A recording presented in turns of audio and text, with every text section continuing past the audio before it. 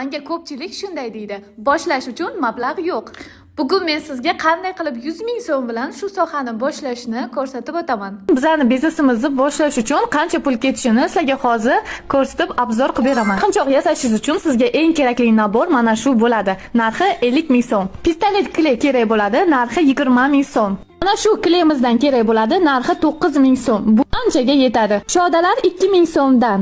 Katta shodalar 4 ming so'mdan. Ustalarning shunaqa har xil razmerlari bor. Abadoklar donasi 2 ming so'mdan.